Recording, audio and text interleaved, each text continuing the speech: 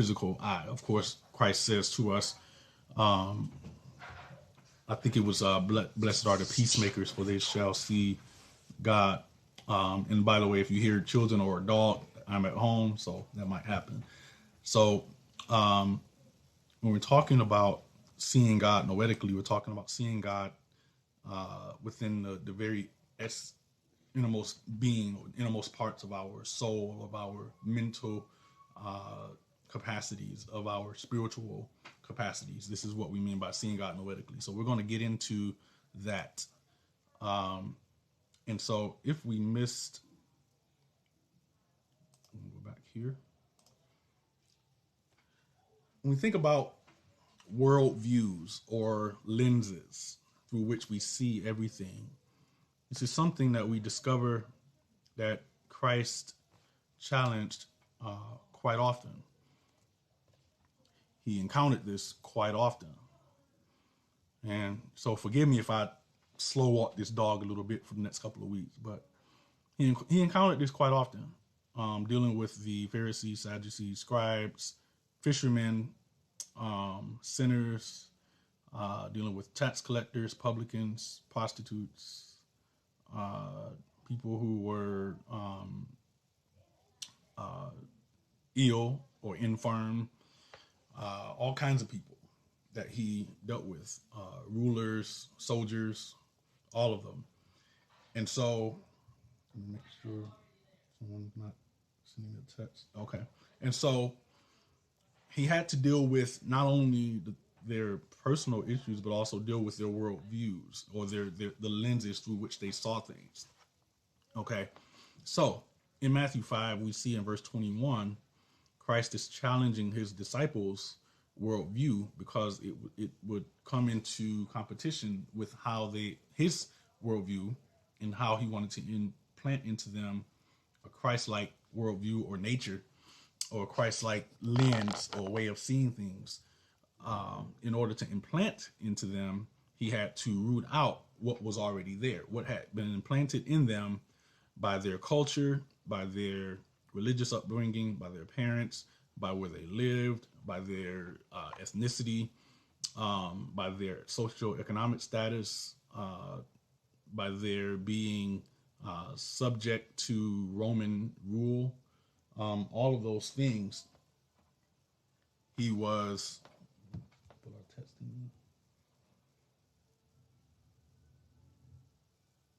all of those things he had to deal with.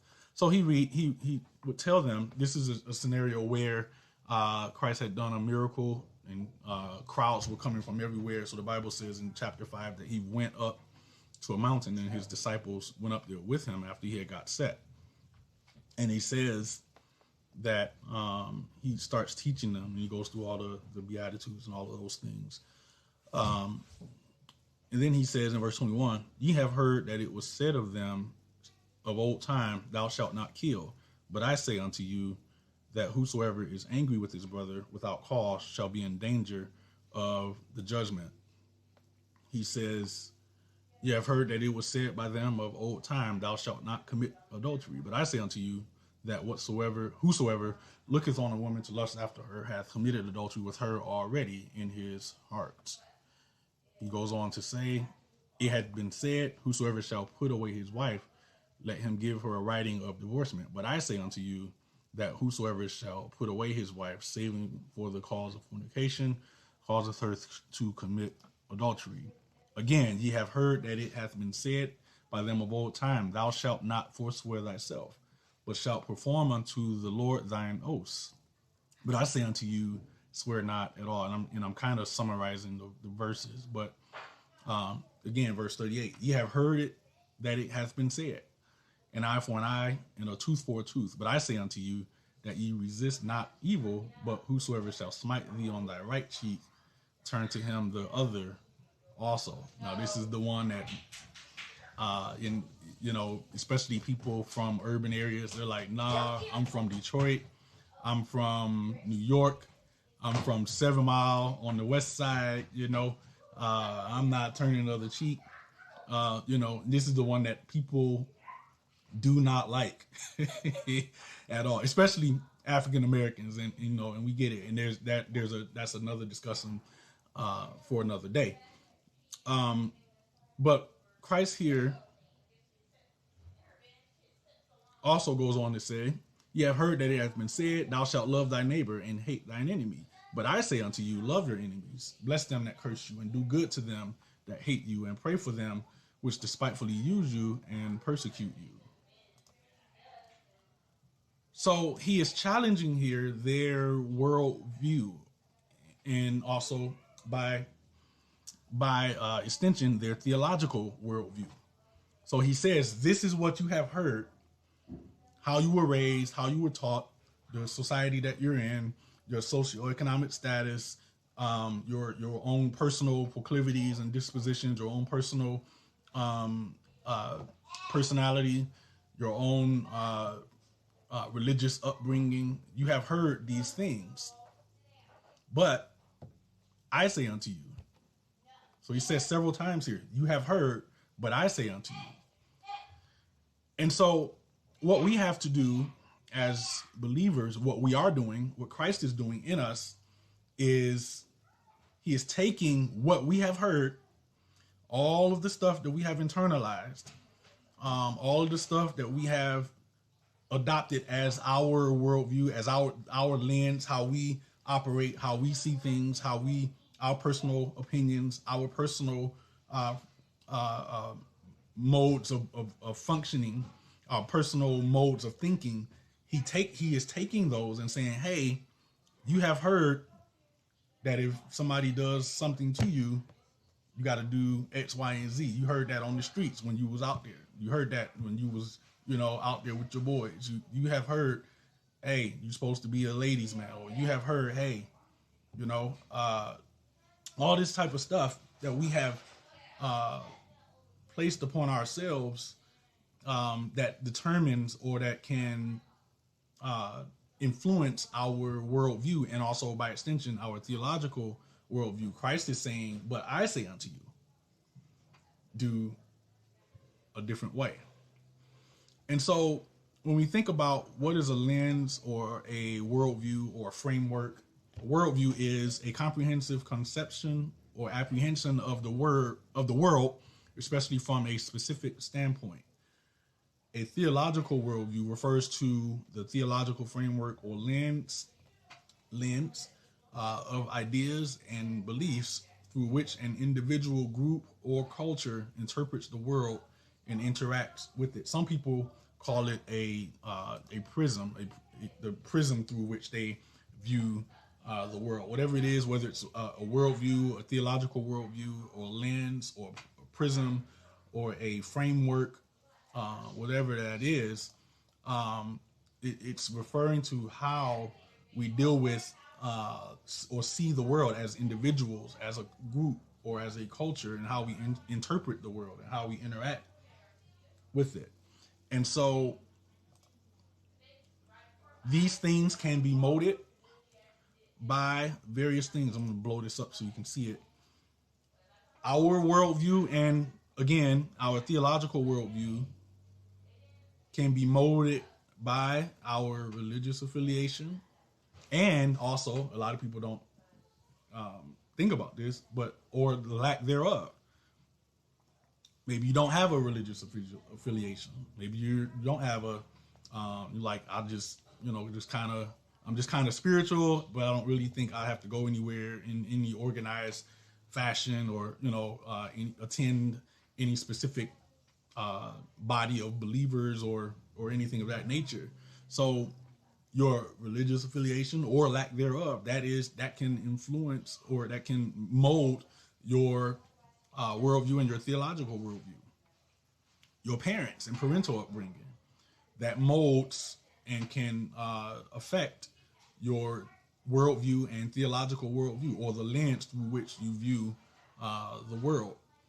There was a Christian apologist who talked about how they were doing some studies on the correlation between children who grew up with abusive fathers and children who grew up to become atheists.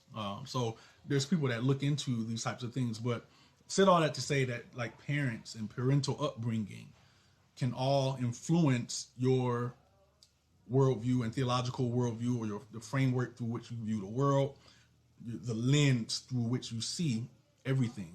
Your politics can influence your theological worldviews and the lens through which you see the world, or through which you see others, the lens through which you see sometimes even God. All of these can influence the way through which you see everything. Natural occurrences. These are things, even with what's going on with pandemics and all of those things, that can influence your theological lens. Education. This is a big one. Education can influence and shape and mold your theological lens, or lack thereof. Friends and associates, that can influence and shape and mold your framework through which you view the world, through which you view God, through which you view even a lot of times even yourself. These things can influence the lens through which you view everything. When I was younger, they used to talk about peer pressure a lot. I don't know if they still do that now. Now it seems like they're on to bullying. But when I was younger, they talked about peer pressure. Why did they say that so much? Because they knew friends, once your parents have such a great influence on you, but when you begin to get older and you get into high school and you realize, okay, there's other people out here with other ways of operating, with other beliefs, other systems of processing information and all of that, that begins to affect your personal theological and theological lens. So the class that you're in, I don't mean a school class, but I mean your economic status, that can influence your theological lens. Were your parents rich? Were they poor? Were they middle class? Your proximity to power, wealth, influence, and status, or lack thereof, that can influence your lens through which how you see the world, how you see other people, how you see God, all of that can influence your lens. Your race or your ethnicity. Those are things that is something that can influence the lens through which you see everything. Your geography, just from being from where you're from. I'm from close to 7 Mile in Wyoming on the west side of Detroit. That has some influence on how I see the world in many ways. So now these can also a lot of times be overt or passive, where we're not always aware of it. We're not always able to see it. But these things can affect, again, our lens of how we see other people, how we see ourselves, and also, and most importantly, how we see God.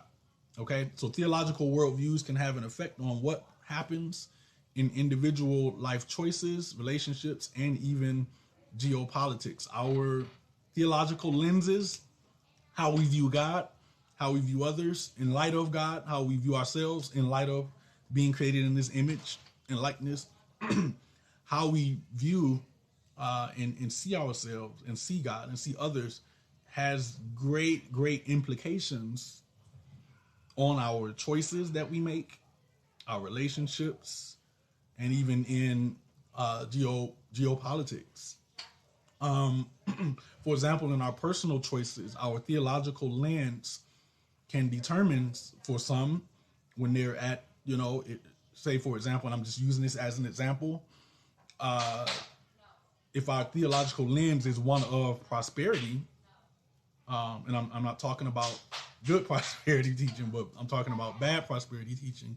If our theological lens is one of, where there's a false prophet who says, hey, give me money, then God's going to give you $1 million, then that your theological lens, or how you've been raised, churches you've been in, your parents, what they've taught you, all of those things can determine in the choice whether you're going to give that person your last check you know, when you got rent due, but you still go ahead and do that anyway. That can affect your personal choices, and now you're kind of in a situation.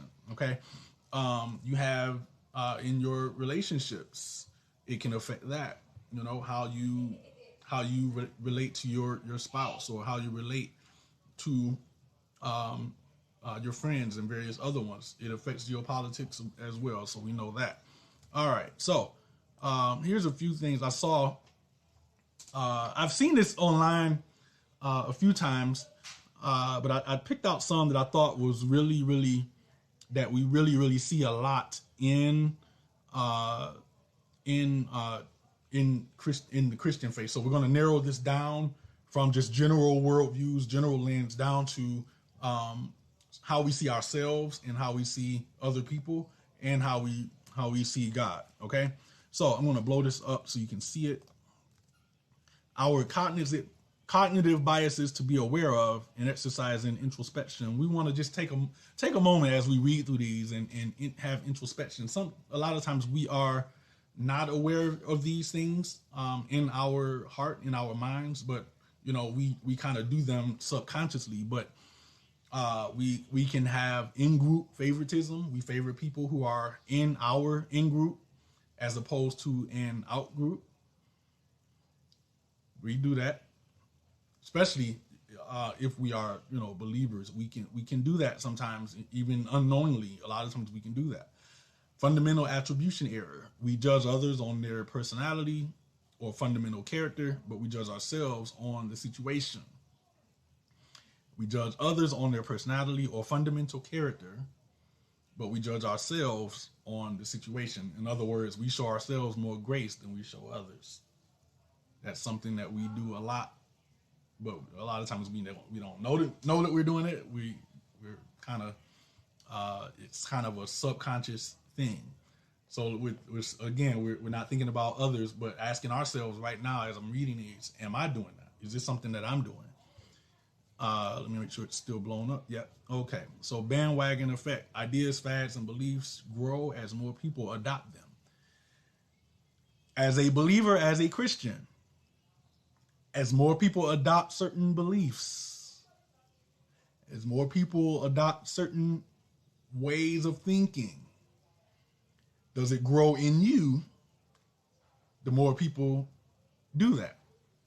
The more people that pick up certain fads and certain beliefs and certain ideas, is it growing in you? The bandwagon effect, does that have an effect on you? And we're still talking about seeing God. And like I said, we're going to get into some stuff in the next week and two. False consensus. We believe more people agree with us than is actually the case. A lot of times we can be, we as believers, we can assume that everybody is thinking the same way that we're thinking, that everyone is, it's the same as us. But there are some people, like, church does not cross their mind. God is not crossing their mind. They're not thinking about Jesus. They're not thinking about none of that, and we have to, when we're out in the world and out and about, we have to be aware of this. And so that way we can, understand where people are coming from and know how to approach them if we are led to evangelize them or to talk to them about the Lord or whatever. So this is something that we may not be aware of that we do, but I know as believers we can do that quite a bit. All right. Curse of knowledge. Once we know something, we assume everyone else knows it too, or should. Now, this is the one that, as pastors, as ministers, we can get this a lot because we do a lot of reading, a lot of study, a lot of note taking.